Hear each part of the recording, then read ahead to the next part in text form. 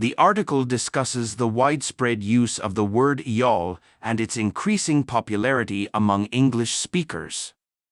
It explores the reasons behind its appeal, including its association with Southern culture and its inclusive nature. The word has gained traction beyond the southern United States, surprising linguists. Linguists. Linguists. Stigmatized. Stigmatized. Twang. Twang. Embracing. Embracing. Broadside. Broadside. Traction. Traction. I don't know if you've noticed, but the word y'all is popping up everywhere. So some of y'all probably So heard do y'all about hang out this. offset or did y'all during? Hey, y'all. Maddie Safai here. It's great to be with y'all. Hey, y'all. It's the NPR Politics Podcast, and Election Day is tomorrow. For decades, linguists have noted that regional American accents are disappearing. That includes the long stigmatized twang heard throughout large portions of the southern United States. But at the same time, use of this traditionally Southern pronoun is rapidly spreading. From Louisiana to London, English speakers are embracing y'all. And the reasons may surprise you. I'm Anissa Khalifa, and today on The Broadside, how the most Southern of words has quietly conquered the English-speaking world.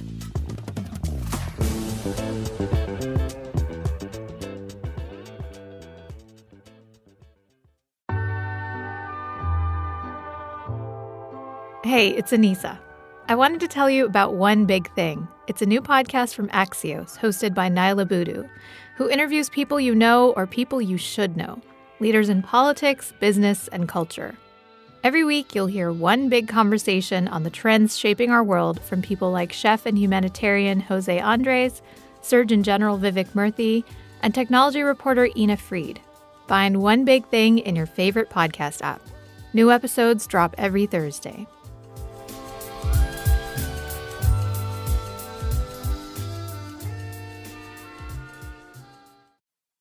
Brody McCurdy is a linguist and research associate at NC State.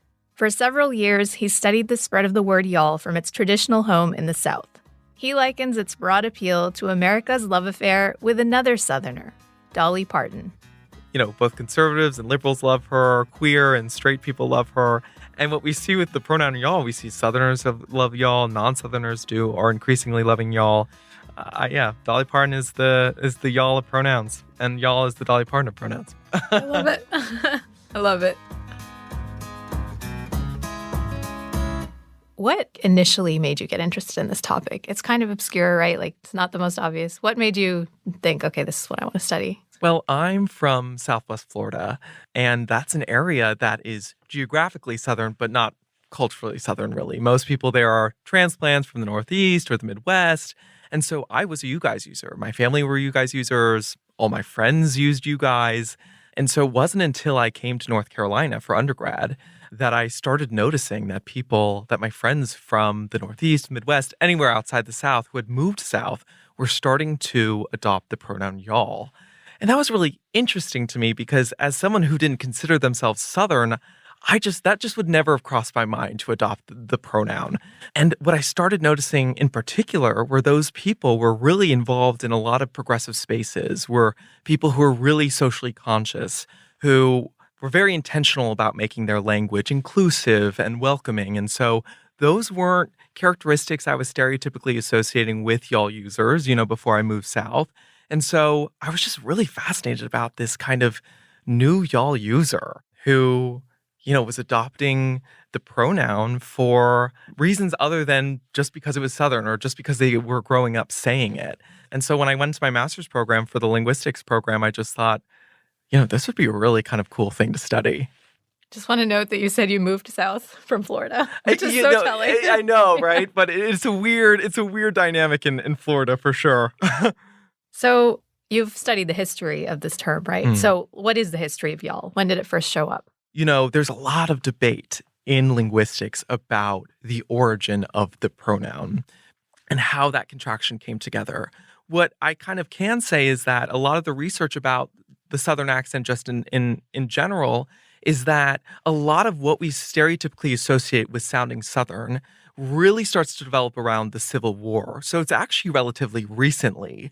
And so we see things like saying pin and pen the same, for example, which we call the pin-pen merger in linguistics, or, might could, which we call double modals, y'all even as well. These things really start to become very kind of common in Southern usage around that time. Now, it was likely around before as well, but that's where we kind of see an uptick of its usage. I saw in your study that there are some interesting usages of the term, which I know about because I've seen them, but I hadn't really thought about them until you pointed them out, which isn't just, what we think of as what people use to mean when they say y'all. How has that meaning changed and why? Yeah, y'all is just really linguistically versatile, right? So in English, there's this, what we call the second person plural pronoun problem. It's a mouthful. English is missing a pronoun for the second person plural person. So almost all the dialects of American English fill this in some way. But beyond just being able to refer to a group of kind of a plural group of people, y'all has all these other different functions. And some of these functions that are really unique and specific to y'all. So one of the things that I found in my own research was that it's something that I call dissociative y'all. And it's where y'all is used to refer to not only a group that does not include yourself, right? That's just kind of its typical function, but it's a group that you don't want to associate with. So something like that would be, and I'm at NC State right now, so this might make this sentence a little bit more understandable. But if you said something like, y'all really think that Carolina blue is the best color when the Wolfpack is the best, or something like that, right? So that form of y'all refers to a group of people that not only you don't include yourself in, but you think their idea is really unintelligent, or you don't want to associate with that idea. And so in that sense, you're almost distancing yourself from that group of people. And this is a very common use of y'all. There's another one called discourse marker y'all, where you would say, y'all, I have the night shift again. Right away, you see that y'all kind of that precedes that sentence makes it so that it comes in front of a complaint or some sort of thing that you have a negative attitude towards. This is also a very common usage of y'all. And these aren't very common for the other second person plural pronouns on the marketplace, if you will. And it makes y'all a really unique pronoun that gives people, a lot of linguistic versatility to express different things that other pronouns might not be able to. Do you have an idea of when it started moving outside the South? Because as someone who's lived inside and outside the South, I've also noticed this. It's been happening for a while, right? Yes. Can you give me an idea of that?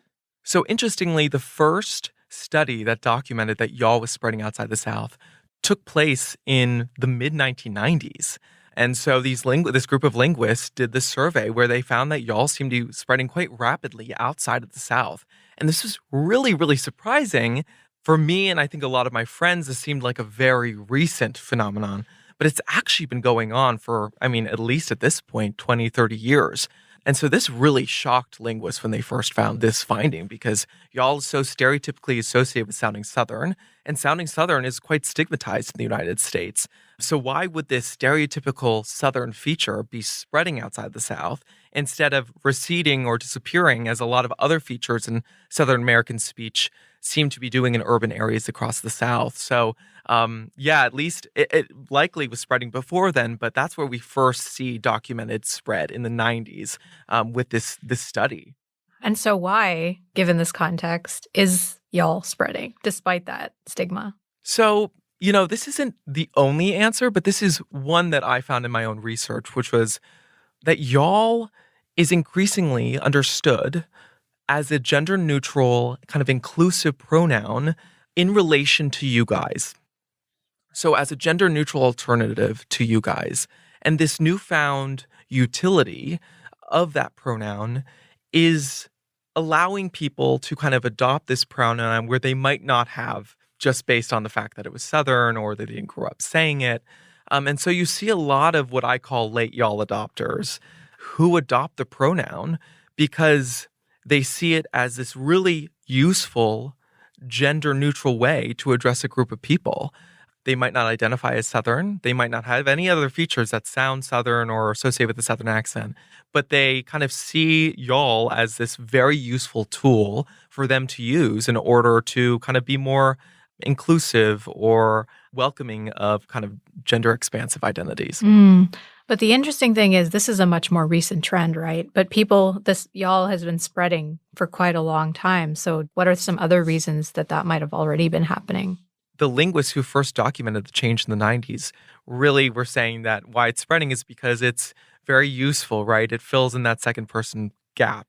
But we can kind of question that, right? Because, there is this gap, but there are a ton of other variants that people can choose from, right? So why y'all, especially y'all when it's so stigmatized? One of my thoughts on this, and this isn't something I've done research on, but y'all is also a feature of African American English. The largest demographic shift of y'all users outside the South happens with the Great Migration, because as a lot of speakers of African American English are moving outside the South, we see a lot of y'all users moving outside the South, right? And so that could potentially be a reason for why it's spread. After a break, we'll hear from a scholar of hip-hop who also has some thoughts on this.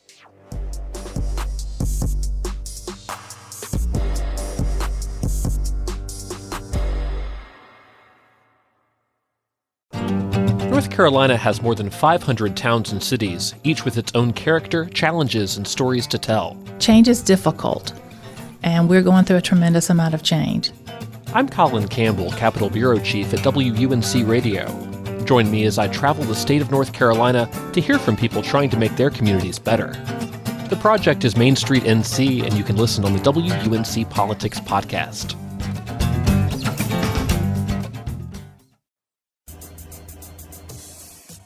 I think the word y'all is one of those supercharged words in hip hop. It seems really hip hop because rappers have immortalized it in catchphrases. Antonia Randolph is a cultural sociologist and professor at UNC Chapel Hill who's written extensively about Black culture and hip hop. As a young Black woman growing up in Philadelphia, she says that the word y'all was part of her everyday conversations. My friends and my peers definitely used y'all among Black friends. But then I was trying to think, did my white classmates use y'all? And I did associate it with Black culture. But then by the time I got to high school, I don't think it seemed strange for my white classmates to say y'all, maybe. And that probably had to do with the spread of pop culture. How do you think that the spread of the term y'all could be connected with specifically Black culture through hip hop, which has become the dominant cultural form of expression, it feels like these days?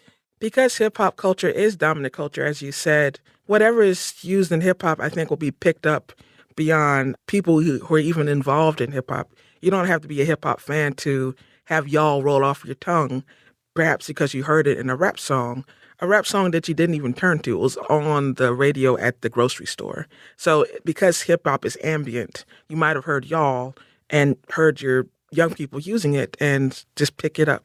So because y'all is common in Black youth culture, certainly, and because hip-hop often reflects Black youth culture, I think it's unavoidable to pick up y'all as one of the words that you might use in everyday life. And, as a scholar of hip-hop, you would know this much more than I do. My sense is that in the 90s, Southern hip-hop became much more of a thing. Is there any connection between the more prevalent use of y'all in hip-hop, or was y'all always kind of a very common word that was used in hip-hop? Yeah, that's a good question. I was trying to think, how far back was y'all using hip-hop? And so I did a little digging, and in the song Rapper's Delight, which is the song that popularized hip-hop in dominant white culture, they say y'all a couple of times. And Rapper's Delight is made by some rappers who are associated with New York City. And so Rapper's Delight came out in 1979. And the Sugar Hill Gang was a New York hip-hop crew. I said the hip-hop, the hip it to the hip-hop, you don't stop the rocket to the bang, bang, boogie, say up, jump the boogie to the rhythm of the boogie to beat. So I don't think that Southern rappers popularized y'all because I think Black language already had y'all in it. I do think Southern rappers were self-conscious in marking their southernness. And so they would use language and hope that it would catch on, that signal that they're from the South, not from New York. But I don't think y'all is that word. Y'all, I think, were already within Black culture, not just Southern Black culture. So I don't think Southern Black culture was the vehicle to spreading y'all to the masses. Just because it goes back to Rapper's Delight, which is the first song that crossed over to mainstream audiences in 1979. And those folks were from New York. So, right. Yeah. And is that because, during the Great Migration, especially, Black folks moved out to the all different places in the U.S., and so they took that term with them? It could be. If the origins of y'all has to do with Southernness, and if Black people wound up in the Northeast because of the Great Migration, that makes sense to me that y'all just became common among wherever Black people landed. And so it doesn't have the same Southernness for Black people, I think, as it has for white people. So that makes sense to me. One of the things that I've sort of read about while I was researching for this episode is that it's been really a progression of y'all, being more common outside the South, and now even globally. Yeah, I have a British friend that uses y'all occasionally. I was actually born in Canada, and I went back maybe 10 years ago now to visit my family in Toronto, and my aunt used y'all, and I was like, what? It's crossed the border. Yeah. And when I first moved here, I moved here when I was 11. That was one of the things I was like, I'm not going to use y'all. I'm Canadian. And I eventually decided not to die on that hill. And I use it now. But it's just been so interesting to me to see how it's spreading. And I wonder if you have thoughts about what that means and why this particular term of it's like a plural you, which English doesn't really have an easy, smooth plural you, right? Mm-hmm. Why do you think this particular version of it is getting so popular? I think for that reason, that it's really useful. We don't have widely circulating words that does that. Besides y'all, there's use guys that they use in the Northeast. There's the phrase yins, Y-N-Z, that folks in Pittsburgh use. But those have stayed regional. But y'all, I think because of pop culture, has been able to circulate, and it's really useful. I would think of y'all as something like ain't. Ain't is really useful if you want to be less formal.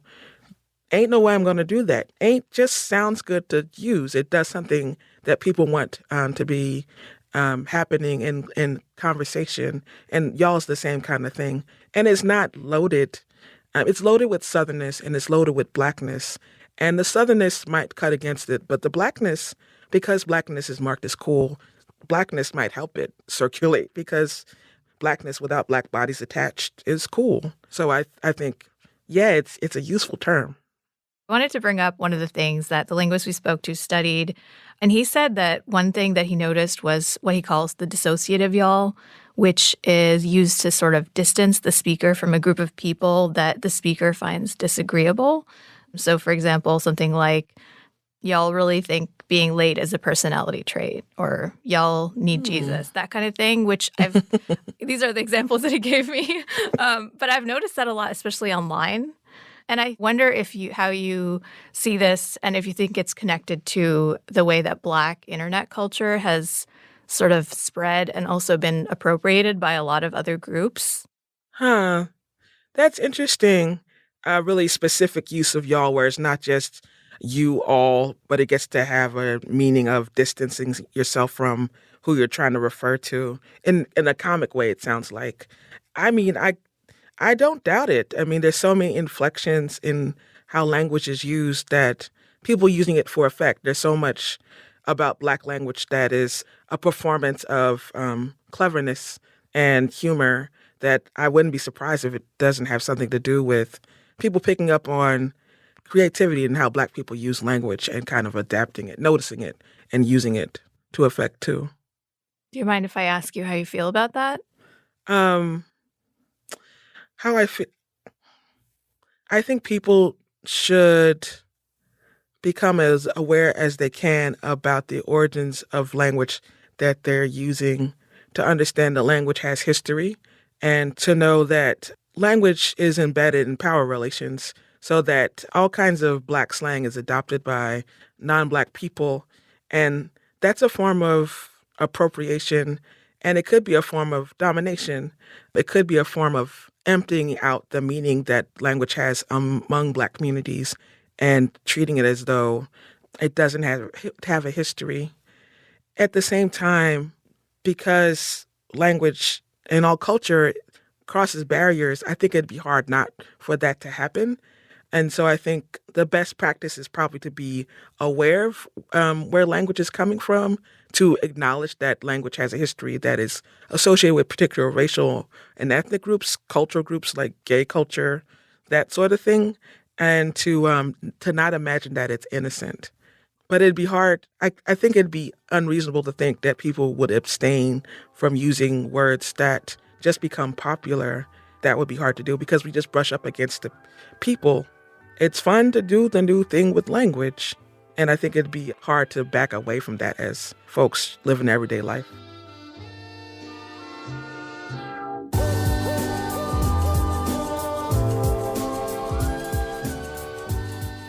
Thanks to Antonia Randolph and Brody McCurdy for offering up their expertise.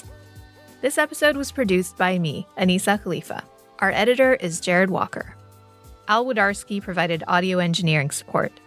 The Broadside is a production of North Carolina Public Radio, WUNC. Find us on your favorite podcast app and on WUNC.org. If you enjoyed the show, leave us a rating, a review, or tell a friend to tell a friend. Thanks for listening, y'all. We'll be back next week.